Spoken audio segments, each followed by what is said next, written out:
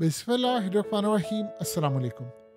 इस वक्त लिबनान के टीवी पर खबर जो चल रही है, उनके मीडिया ने इन्फॉर्म किया है कि अमेरिका ने इस वक्त तमाम मिडल ईस्ट की कंट्रीज यानी अरब कंट्रीज को इंक्लूडिंग लिबनान इन्फॉर्म ये किया है कि ईरान अगले 48 से 72 घंटे के अंदर अंदर हमला करने के लिए जा रहा है। और इस सारी सूरत हाल में उन्होंने यूरोपियन कंट्रीज को भी इन्फॉर्म कर दिया है और इसके अलावा पूरे रीजन के अंदर और वर्ल्ड वाइड यानी समझ लें 100 से ज़ायद ममालिक को अमेरिका ने इन्फॉर्म किया है कि ईरान अगले 48 से 72 घंटे के अंदर इमीडिएटली हमला करने के लिए जा रहा है। अब इस सूरत हाल में आप देखें तो महमूद अब्बास सऊदी अरब के दौरे पर थे। अचानक वो अपना दौरा मुख्तसर करके फौरी तौर पर पहुंचे हैं अपने मुल्क यानी फ़लस्तीन में, वेस्ट बैंक में। अब महमूद अब्बास वापस पहुंचे हैं और इसके साथ तीसरी जो बड़ी डेवलपमेंट हुई है वो अचानक से लिबनान यानी हिजबुल्लाह की जानिब से जो इसराइल के खिलाफ ऑपरेशन किया जा रहा था उसको फिलहाल रोक दिया गया है। अब ये बिल्कुल चीज़ें अनक्लियर हो रही हैं कि क्या होने जा रहा है।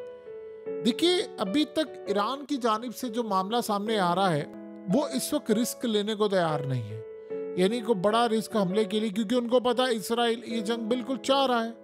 अब सवाल यहाँ पर यह पैदा होता है कि अगर लेट से ईरान हमला नहीं कर रहा तो इसका अल्टीमेटली नुकसान तो हो रहा है इसराइल को।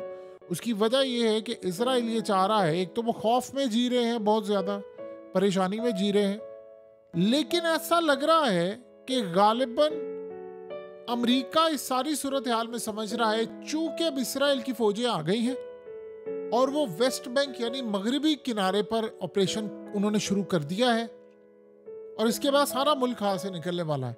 तो इस सारी सूरत हाल में गालिबन अब वो इन पर स्ट्राइक करने के लिए जा रहे हैं कि ऐसा उनको लग रहा है कि इसके बाद ये भी चीज़ चली जाएगी अगर हम ये काम नहीं करेंगे। ये गालिबन इस सूरत हाल में अमेरिका की जो इंटेलिजेंस मालूमात है वो कितनी दुरुस्त हैं, क्या होगा ये तो अगले 72 घंटों में पता चल जाएगा। लेकिन एक मामला बड़ा क्लियर है कि अब जो टफ डेज आने वाले हैं वो बड़े खतरनाक हैं। उसकी वजह क्या है? देखिए, ट्रंप के आने से पहले पहले ये बड़ी जंग छेड़नी है उन्होंने, और ट्रंप के आने में अब टाइम बिल्कुल थोड़ा है। जो सूरत हाल पैदा हो रही है गालिबन वहाँ पर इस्टेब्लिशमेंट उस तरह का झुल्लू नहीं फेर सकते। अगर फेरेंगे तो आपको पता है कि ट्रंप ने एक कॉल देनी है और वैसे भी 80% अवाम इस वक्त उसके साथ है।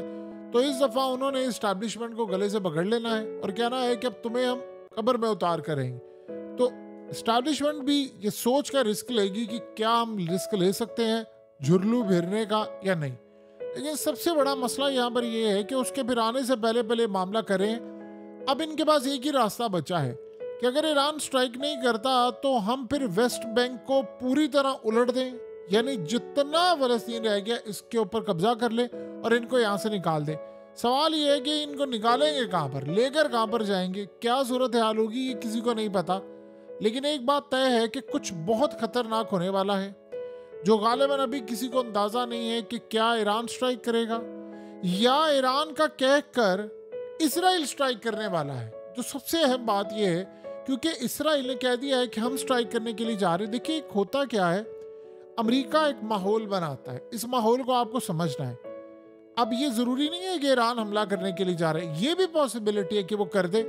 लेकिन कभी कभार ऐसी सूरत हाल पैदा होती है कि अमेरिका एक माहौल बनाता है और उस माहौल के तहत वो सबको इन्फॉर्म करता है ईरान करने जा रहा है। उस दौरान इसराइल स्ट्राइक कर देता है ईरान के ऊपर और वो कहता है मैंने जी प्रीएम्प्टिव स्ट्राइक किया है, मैंने अपने बचाव के लिए हमला किया है क्योंकि मुझे खतरा था कि ईरान हमला करने के लिए जा रहा है, लिहाजा मैंने पहले ही हमला कर दिया। तो ये भी सूरत हाल पैदा हो सकती है।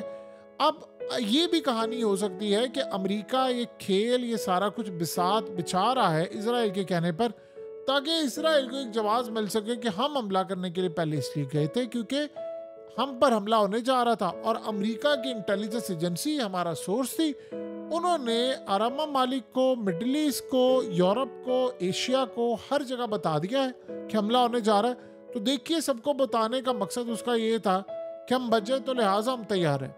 अब ये जो सिनेरियो हुआ है उसमें आप देखें कि अमेरिका ने बहुत सारे ऐसी जगह जहां पर उनकी नेवी होती थी वहां से इमीडिएटली सारी की सारी नेवी को मूव करके चारों तरफ इसराइल को वॉल बनाकर घेर लिया है। अब कुछ अजीबोगरीब होने के लिए जरूर जा रहा है। ये नहीं पता कि कब होगा, क्या सूरत हाल होगी, लेकिन ऐसा लग रहा है कि मामलात काफी हद तक खराब हो रहे हैं। क्योंकि देखिए, महमूद अब्बास का वापस आना और फिर ये जो मामला था, ये तो क्लियरली बता रहे हैं कि वेस्ट बैंक की जो सूरत हाल है मगरबी किनारे की, वो बिल्कुल खतरनाक है। और आज सूरत हाल शाम के अंदर अमेरिका पर हमले हुए हैं और इस सारे मामले पर देखिए पूरी दुनिया में एक अजीबोगरीब सिनेरियो बर्पा हो रहा है। हर रोज कोई ना कोई बुरी खबर आ रही है पूरे वर्ल्ड से। पहले तो ये होता था कि जी पाकिस्तान के अंदर से बुरी खबर आ रही, पाकिस्तान तो खैर पीक पर है, वहाँ तो कोई अच्छी खबर आपको सुनने को कभी नहीं मिलेगी। लेकिन अब दुनिया के अंदर से भी हर वक्त एक धड़का सा लगा हुआ है कि मामला काफ़ी हद तक ख़राब हो रहे हैं। असल में अगर आप चीज़ गौर करें तो इसराइल सारे काम कर रहा है। यानी पहले ईरान पर हमला किया कि ईरान स्ट्राइक करेगा, ईरान ने नहीं किया। अब वो वेट करे। आज उनके जो चीफ है उन्होंने कहा है कि जी हमने करना है, बड़ा कैलकुलेटेड रिस्क होगा। जाहिर सी बात है वो इस सारे सिनेरियो में एक चीज़ को मेक श्योर करना चाह रहे हैं कि इसराइल के खिलाफ हमारा स्ट्राइक हो, लेकिन हमने अपनी तो फैसिलिटीज़ भी बचानी है। देखिए, अगर कोई ये बात कह रहा है कि इसराइल बिल्कुल यानी इस सारे सिनेरियो के अंदर उसके पास तैयारी नहीं है, उसके पास फैसिलिटी है, उसके पास अमेरिका है, उसके पास और बहुत सारी ताकतें हैं। ईरान को पता है कि वो अपने महदूद वसाइल के साथ उसको जंग लड़नी है तो अकेले लड़नी है, कोई उनकी मदद करने के लिए नहीं आ रहा। तो अचानक से आज जो सूरत हाल पैदा हुई है वो थोड़ी सी अजीबो गरीब लगी है सबको कि अचानक से लेबनान की जानिब से यानी एक जो स्केल बैक कर लिया गया है कि जी अभी हमें ऑपरेशन नहीं करे। ये लास्ट टाइम हमको नजर आया था जब ईरान ने हमला किया था, तब अचानक से यमन ने अपने हमले बंद कर दिए थे, अचानक से इराक ने हमले बंद कर दिए थे, शाम से भी कोई कार्रवाई नहीं हो रही थी। और आपको पता है कि सूरत हाल में लिबनान ने भी हमला बंद कर दिया था और वो उन्होंने इन्फॉर्म करके हमला किया था। उसमें जब सबसे पहले आपको याद है कि ईरान ने हमला किया था तो उसमें एक बड़ी अजीबोगरीब बात सामने आई थी कि इन्फॉर्म ये किया था अमेरिका ने और इसराइल ने, पहले ये शोर मचाया था कि जी इराक ने भी हमला किया है, लिबनान ने भी हमला किया है, शाम से भी हमला हुआ है, यमन ने भी हमला किया है, फलाने ने भी किया है। उन्होंने असल में एक्सपेक्ट नहीं किया था कि ईरान इतना बड़ा हमला कर देगा। उन्होंने कहा जी इराक के अंदर से भी हमला हुआ है, फलानी जगह से। बाद में पता ये चला कि तमाम प्रॉक्सीज को ईरान ने रोक दिया था और कहा था कि मैं अकेला हमला करूंगा, मैं अपने पावर शो करूंगा। लेकिन जो आज़ाद मीडिया के अंदर चीज़ आई थी कि उनकी निवातम बेस को बड़ा शदीद झटका लगा था, उनको काफ़ी इसराइल को नुकसान। देखिए, एक हाइपरसोनिक मिसाइल उड़े और 2000 किलोमीटर तय करता करता जाकर गिरे। आप 2000 किलोमीटर दूर से आसमान से ऊपर से कोई एक ईंट भी फेंकेंगे वो भी नीचे जाकर बड़ी तबाही मचा देगी। तो आप सोचें कि जब हाइपरसोनिक मिसाइल जाकर लगा तो उसने तबाही नहीं मचाई, क्योंकि वो तो तबाह भी नहीं किया गया।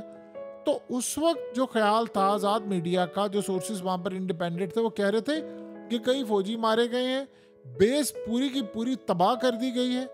और इस सूरत हाल के अंदर ईरान ने क्लेम नहीं किया इसको।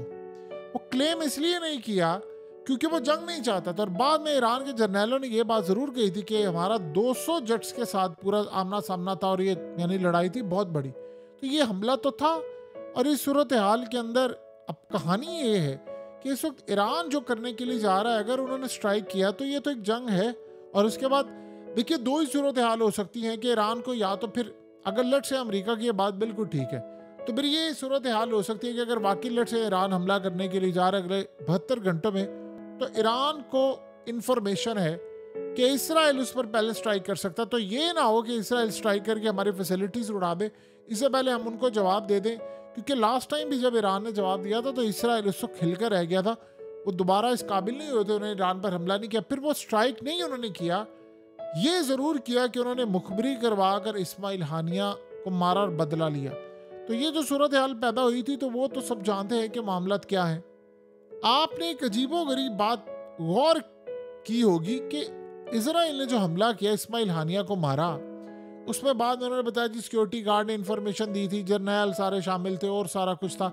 ईरान डिनाई करता रहा, ईरान इस बात पर कम से कम झूठ बोल रहा है, ये बात तो सबको पता है, क्योंकि वो नहीं बताना चाहता अंदर के कौन से जर्नैल सिक्योरिटी और ये इतनी बड़ी यानी किस तरह लैप्स हो गया। लेकिन एक अजीब आपने सूरत हाल देखी होगी कि कोई भी यूरोप का हो या कोई और दूसरा मुल्क हो, सिवाय चाइना के या आप देख लें रूस या एक दो ममालिक के, किसी ने नहीं कहा कि इन्होंने गलत किया है। यानी आप ये सोचें कि सारे इसराइल के साथ हैं, आप किसी मुल्क के अंदर जाकर दहशतगर्दी कराते हैं और सारे इसराइल को सपोर्ट करें। अमेरिका को आप ज़रा देखें, इसीलिए तो चाइना ने आज कहा है कि सबसे बड़ा फसादिया जो दुनिया के अंदर फसाद मचाता है, दुनिया के अंदर बर्बादी करते वो अमेरिका है। अमेरिका ने ऐलान कर दिया है कि जी हाँ ठीक है, हमला किया है इसराइल ने, लेकिन अगर ईरान करेगा तो उसको हक नहीं होगा और हम दिफा के लिए आ जाएंगे। अब देखना यह है कि अमेरिका की इंटेलिजेंस अगले 72 घंटों में ये कामयाब होती है या ये नाकाम होती है।